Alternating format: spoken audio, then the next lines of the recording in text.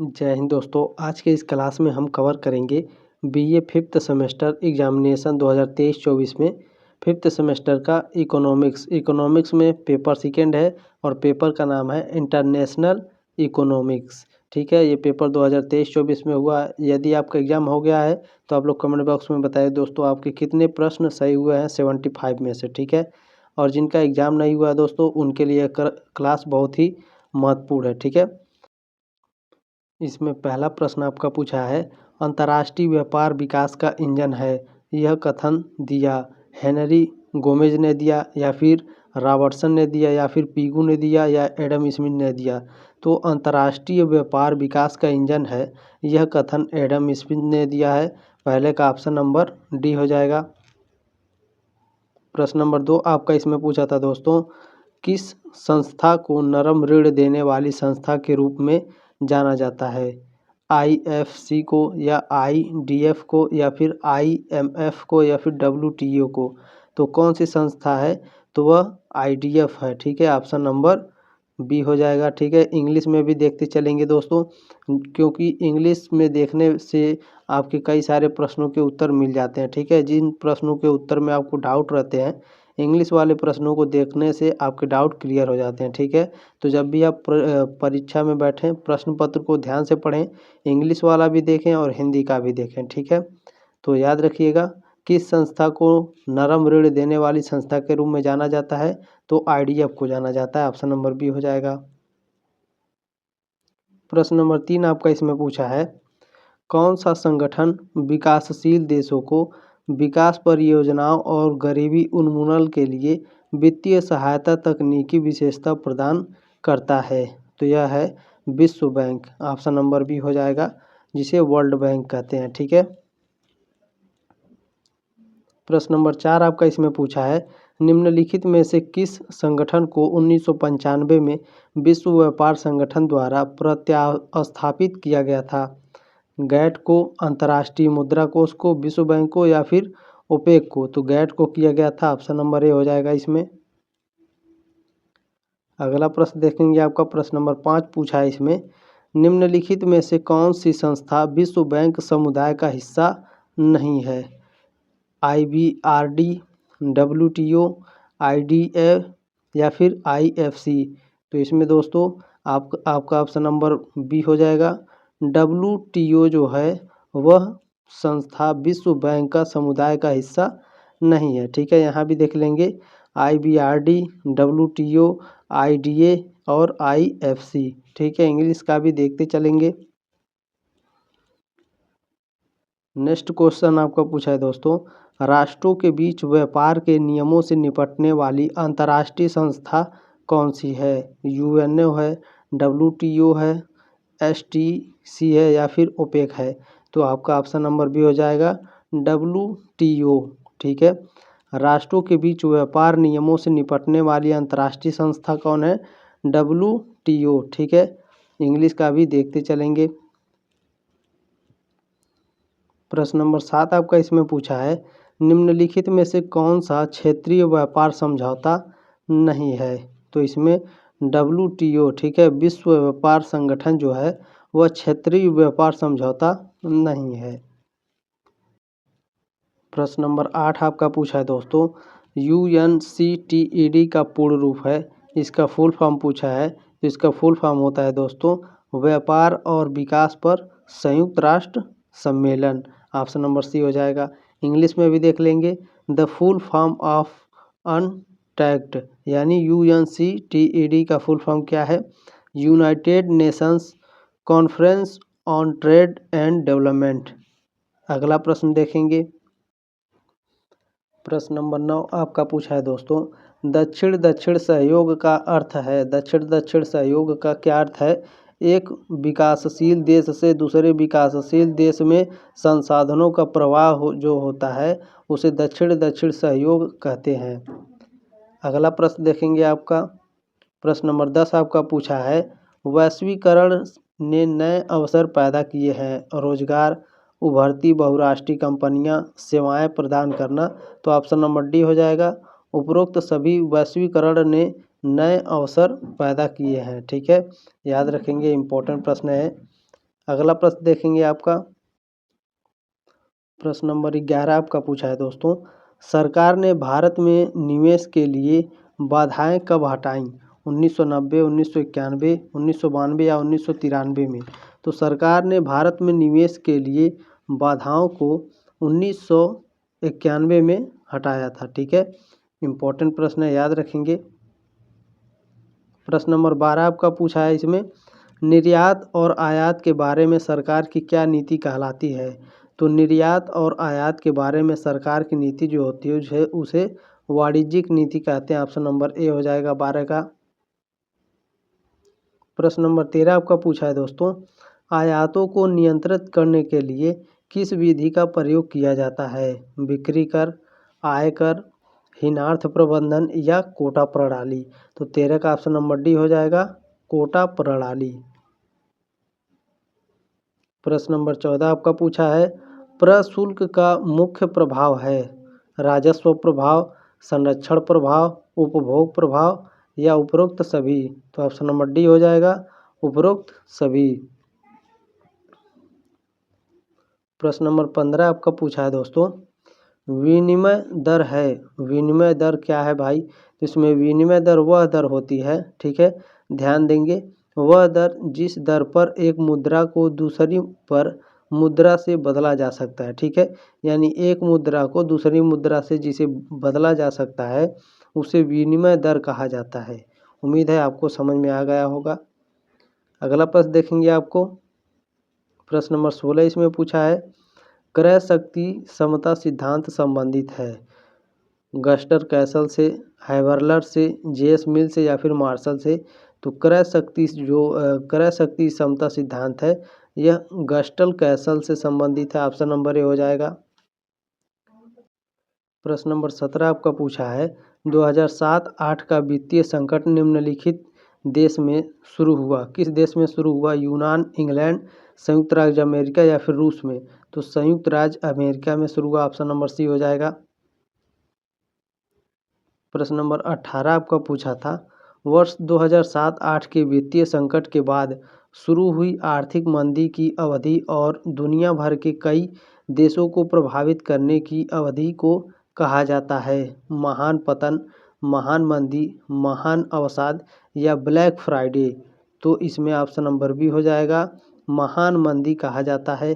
18 का option number B सही हो जाएगा।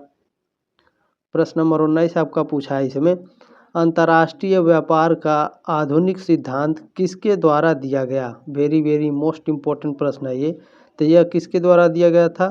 तो हेक्सचर ओहलिन के द्वारा। ठीक है, हेक्सचर ओहलिन के द्वारा अंतर्राष्ट्रीय व्यापार आधुनिक सिद्धांत दिया गया था। प्रश्न नंबर 20 आपका पूछा है, रिकार्डो का तुलनात्मक लाभ का नियम निर्भर करता है? किस पर निर्भर करता है? तो मूल्य के श्रम सिद्धांत पर निर्भर करता है। 20 का ऑप्शन नंबर बी हो जाएगा। प्रश्न नंबर 21 आपका पूछा है इसमें, हैबरलर के अनुसार समता लागत की स्थिति में दोनों देश प्राप्त करेंगे पूर्व विशिष्टीकरण, आंशिक विशिष्टीकरण, कैसा भी विशिष्टीकरण नहीं या उपरोक्त में से कोई नहीं? तो ऑप्शन नंबर इसमें बी हो जाएगा, आंशिक विशिष्टीकरण प्राप्त करेंगे।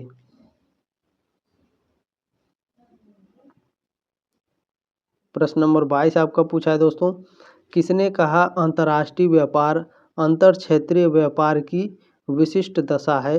तो यह कहा था ओहलिन ने। ऑप्शन नंबर सी हो जाएगा।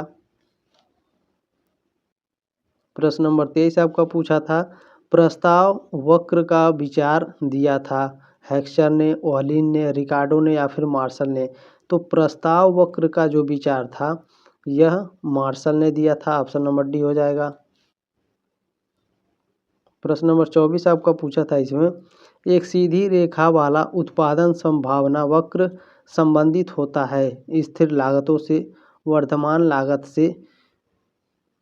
ऑप्शन नंबर सी है इसमें, ह्रासमान लागत से या फिर अवसर लागत से? तो ऑप्शन नंबर ए इसमें सही था, स्थिर लागत से। अगला प्रश्न देखेंगे आपका क्या पूछा है। प्रश्न नंबर 25 पूछा है, पारस्परिक मांग का सिद्धांत किसने दिया? पारस्परिक मांग का सिद्धांत जेएस मिल ने दिया। ऑप्शन नंबर ए हो जाएगा। प्रश्न नंबर 26 आपका पूछा है, किसने कहा शिशु का पालन करो, बालक का संरक्षण करो और वयस्क को स्वतंत्र छोड़ दो? यह किसने कहा है? जेएस मिल ने, जे.बी. से ने, नरकसे ने या उपरोक्त में से कोई नहीं? तो ऑप्शन नंबर डी हो जाएगा, किसी ने भी नहीं कहा। प्रश्न नंबर 27 आपका पूछा है दोस्तों, एक साधनात्मक व्यापार शर्त का प्रतिपादन किसने किया? Adam Smith, G S. डारेन, टाजिन या फिर जैकब वाइनर? तो 27 का ऑप्शन नंबर डी हो जाएगा, जैकब वाइनर ने साधनात्मक व्यापार शर्त का प्रतिपादन किया था। बहुत ही महत्वपूर्ण प्रश्न है 27 नंबर, दोबारा भी पढ़ लीजिएगा उसे। प्रश्न नंबर 28 इसमें पूछा है दोस्तों आपसे कि वर्तमान में विनिमय दर का निर्धारण होता है किसके द्वारा? आरबीआई द्वारा, करेंसी बास्केट द्वारा या फिर आईएमएफ द्वारा या फिर विदेशी विनिमय बाजार में मांग व पूर्ति की शक्तियों द्वारा? तो दोस्तों वर्तमान में विनिमय दर का जो निर्धारण है यह आपका विदेशी विनिमय बाजार में मांग व पूर्ति की शक्तियों द्वारा पूरा होता है, ठीक है, निर्धारण होता है। प्रश्न नंबर 29 आपका पूछा है, किसी देश के आयात निर्यात के अंतर को कहा जाता है? तो किसी देश के आयात निर्यात के अंतर को व्यापार संतुलन कहा जाता है। ऑप्शन नंबर ए हो जाएगा। प्रश्न नंबर 30 आपका पूछा है, भुगतान संतुलन की असाम्यता को दूर करने के लिए कौन सा उपाय निम्न में से अपनाया जाता है? तो अवमूल्यन की नीति को अपनाया जाता है। 30 का ऑप्शन नंबर बी हो जाएगा। प्रश्न नंबर 31 आपका पूछा है, प्रतिकूल व्यापार शर्तें भुगतान संतुलन में किस प्रकार का असाम्य उत्पाद करती हैं? चक्रीय, दीर्घकालीन, संरचनात्मक या अस्थायी? तो ये होती हैं चक्रीय, ठीक है। प्रतिकूल व्यापार शर्तें भुगतान संतुलन में चक्रीय असाम्य उत्पाद करती हैं। प्रश्न नंबर 32 आपका देखेंगे क्या कर रहा है, निम्न में से क्या संरक्षण का प्रकार तरीका नहीं है? तटकर, उत्पादन पर शुल्क में वृद्धि, अभ्यंश या फिर उपरोक्त में से कोई नहीं? तो ऑप्शन नंबर बी हो जाएगा, उत्पादन शुल्क में वृद्धि। प्रश्न नंबर 33 आपका पूछा है, यूरो यानी डॉलर बाजार से आशय है किसका आशय है भैया? तो यह सभी प्रमुख परिवर्तनशील मुद्राओं का बाह्य बाजार होता है। 33 का ऑप्शन नंबर बी हो जाएगा। प्रश्न नंबर 34 आपका पूछा है, फेमा जिसे विदेशी मुद्रा प्रबंध अधिनियम कहते हैं, इसकी स्थापना कब हुई थी? तो इसकी स्थापना 1 जून 1999 को हुई थी। ऑप्शन नंबर ए सही हो जाएगा। प्रश्न नंबर 35 आपका पूछा है, भुगतान संतुलन सदैव होता है? तो भुगतान संतुलन सदैव संतुलित होता है। ऑप्शन नंबर ए रहेगा। प्रश्न नंबर 36 आपका पूछा है, निम्नलिखित में से कौन सा गैर प्रशुल्क अवसरों इसमें पता नहीं जिन्होंने यह प्रश्न पत्र भेजा है ठीक से नहीं भेजा है, उसके लिए मैं सॉरी। यहाँ पर 36 का मैं बता देता हूँ, 36 का ऑप्शन नंबर बी सही होगा, आयात कर, ठीक है। मैं फिर भी इसे पढ़ने का प्रयास करता हूँ, निम्नलिखित में से कौन सा गैर प्रशुल्क अवसरों पर नहीं है?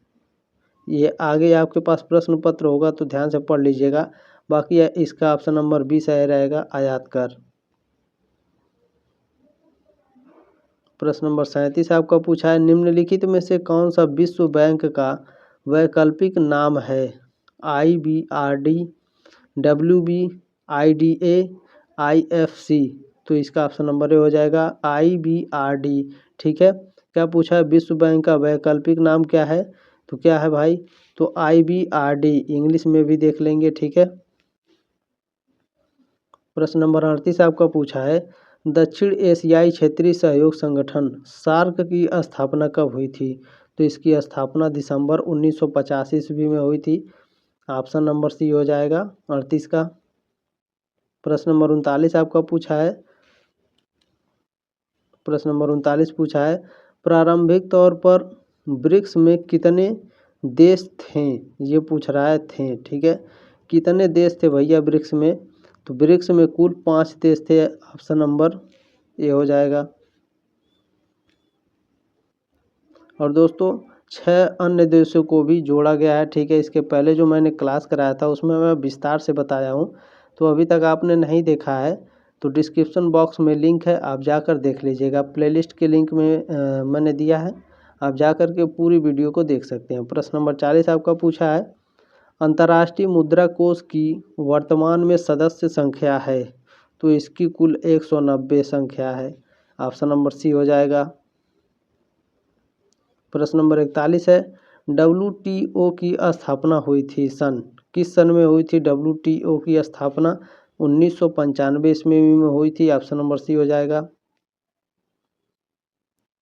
प्रश्न नंबर 42 आपका पूछा है इसमें, SDR का निर्गमन कौन सी संस्था करती है?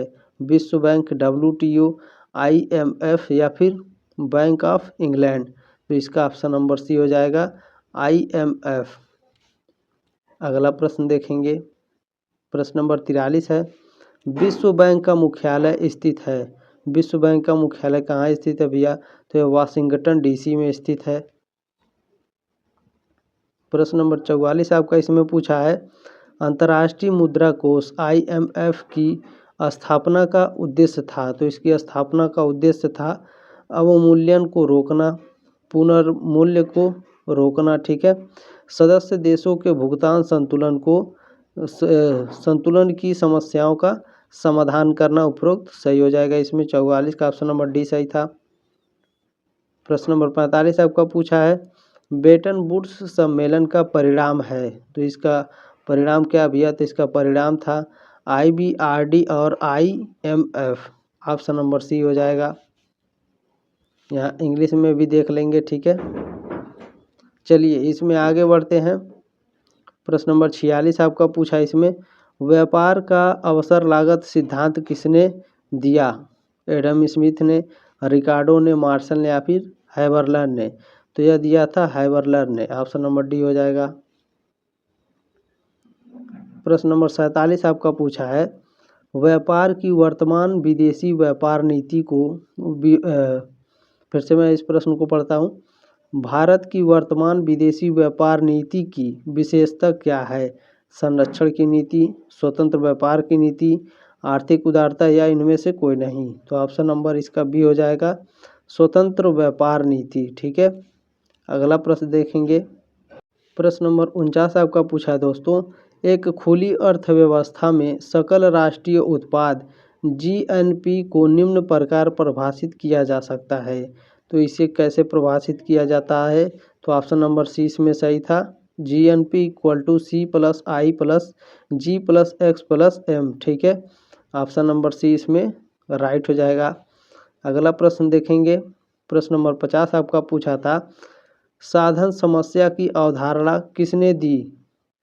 ओहलिन ने, JS मिल ने, रॉबिन्सन ने या एडम स्मिथ ने?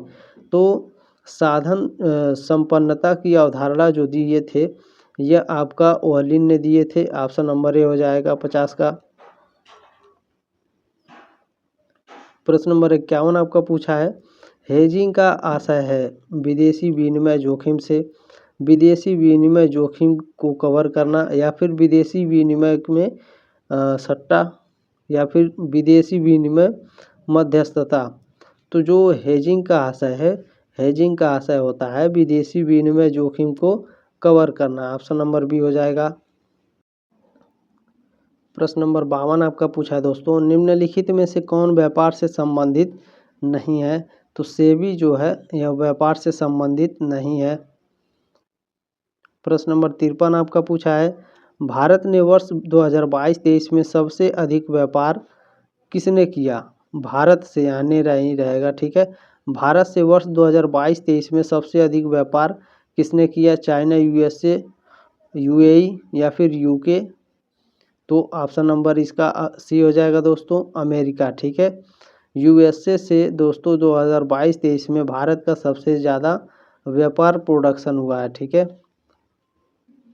प्रश्न नंबर 54 आपका पूछा है, विशेष आहरण अधिकार पेपर गोल्ड किससे संबंधित है? तो पेपर गोल्ड IMF से संबंधित है, ठीक है। IMF से, अंतर्राष्ट्रीय मुद्रा कोष जिसे कहते हैं।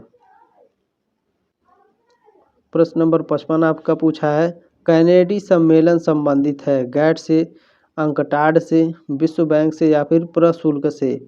तो दोस्तों कैनेडी सम्मेलन जो है यह गैट से संबंधित है। ऑप्शन नंबर ए हो जाएगा। यहाँ दोस्तों इंग्लिश में भी देख लेंगे, ठीक है, बहुत ही महत्वपूर्ण है। इंग्लिश में भी देखेंगे, आपके जो भी डाउट होंगे वो क्लियर होंगे, ठीक है। गैट है, अनकैड है, वर्ल्ड बैंक है और प्रशुल्क है जिसे ट्रैफिक्स कहते हैं। ओके, प्रश्न नंबर 56 आपका इसमें पूछा है दोस्तों, ध्यान देंगे। निम्नलिखित में से कौन सा अंतर्राष्ट्रीय व्यापार है? देशों के बीच व्यापार, क्षेत्रों के बीच व्यापार, प्रांतों के बीच व्यापार या बी और सी दोनों? तो दोस्तों बी और सी होगा, ठीक है, क्षेत्रों के बीच व्यापार और प्रांतों के बीच व्यापार। अगला प्रश्न देखेंगे, प्रश्न नंबर 57 आपका पूछा है इसमें, अंतर्राष्ट्रीय व्यापार अंतरक्षेत्रीय व्यापार की एक विशिष्ट दशा है, यह कथन किसका है? तो यह कथन है ओहलीन जी का। ऑप्शन नंबर बी हो जाएगा। प्रश्न नंबर 58 आपका पूछा था दोस्तों इसमें, अंतर्राष्ट्रीय व्यापार में तुलनात्मक लाभ का सिद्धांत किसने प्रतिपादित किया? तो यह आपका डेविड रिकार्डो ने प्रतिपादित किया। ऑप्शन नंबर सी हो जाएगा। प्रश्न नंबर 59 आपका पूछा है, व्यापार का अवसर लागत सिद्धांत किसने दिया? व्यापार का अवसर लागत सिद्धांत हैबरलर ने दिया। ऑप्शन नंबर डी हो जाएगा। प्रश्न नंबर 60 आपका पूछा है दोस्तों, उपयोगिता के आधार पर व्यापार की शर्तों की विवेचना निम्नलिखित में से किस अर्थशास्त्री ने की है? तो यह की है दोस्तों जैकब वाइनर ने, ठीक है। और एक बात और दोस्तों, जो हमारे साथी टेलीग्राम पर ये पेपर भेजते हैं उनसे रिक्वेस्ट है थोड़ी अच्छी क्वालिटी में फ़ोटो खींचकर भेजें, ठीक है। अगला प्रश्न देखेंगे, प्रश्न नंबर 61 आपका इसमें पूछा है दोस्तों, पारस्परिक मांग का सिद्धांत किसने प्रतिपादित किया? Martial, Edgeworth, JS. मिल या फिर हैबरलर? तो इसका ऑप्शन नंबर सी हो जाएगा। जे.एस. मिल ने दोस्तों पारस्परिक मांग का सिद्धांत प्रतिपादित किया था। प्रश्न नंबर 62 आपका पूछा है, बिना किसी सरकारी प्रतिबंध या टैरिफ के माल के निर्यात और आयात की प्रक्रिया को कहा जाता है? तो इसके आयात और निर्यात की प्रक्रिया को मुक्त व्यापार कहा जाता है। प्रश्न नंबर 63 आपका पूछा है, एडम स्मिथ ने समर्थन किया। तो एडम स्मिथ ने किसका समर्थन किया भाई? राष्ट्रों के बीच मुक्त व्यापार का समर्थन किया। ऑप्शन नंबर ए हो जाएगा। प्रश्न नंबर 64 आपका पूछा है, संरक्षण के पक्ष में निम्नलिखित में से कौन सा तर्क गैर आर्थिक तर्क नहीं है? तो यह आपका भुगतान संतुलन तर्क जो होता है यह गैर आर्थिक तर्क नहीं है। प्रश्न नंबर 65 आपका पूछा है, संरक्षण के संबंध में देश का पैसा देश में तर्क किसके द्वारा दिया गया है?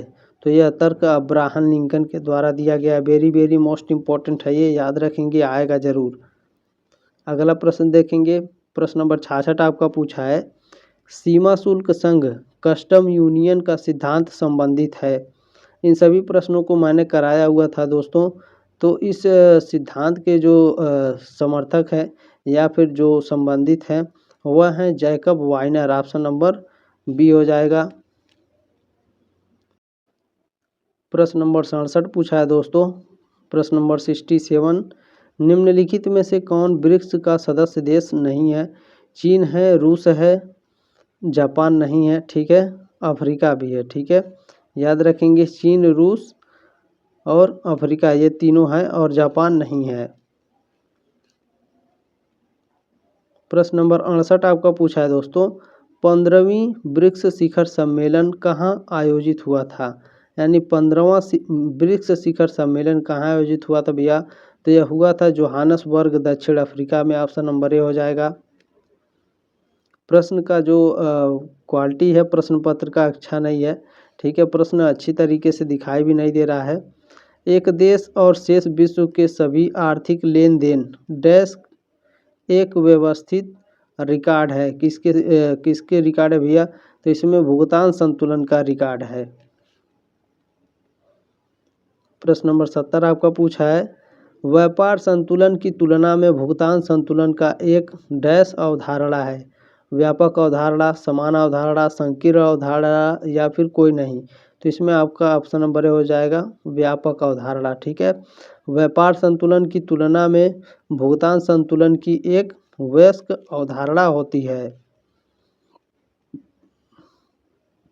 प्रश्न नंबर 71 आपका पूछा है, भुगतान संतुलन खाते के घटक हैं पूंजी खाता, चालू खाता। ये ए और बी दोनों हो जाएगा, ऑप्शन नंबर सी हो जाएगा 71 का। प्रश्न नंबर 72 पूछा है दोस्तों, भुगतान संतुलन घाटे को इसके द्वारा दूर किया जाता है। किसके द्वारा दूर किया जाता है भैया? तो ये किया जाता है आपका उपरोक्त सभी के द्वारा। ठीक है, मुद्रा का अवमूल्यन, निर्यात प्रोत्साहन और आयात प्रतिस्थापन।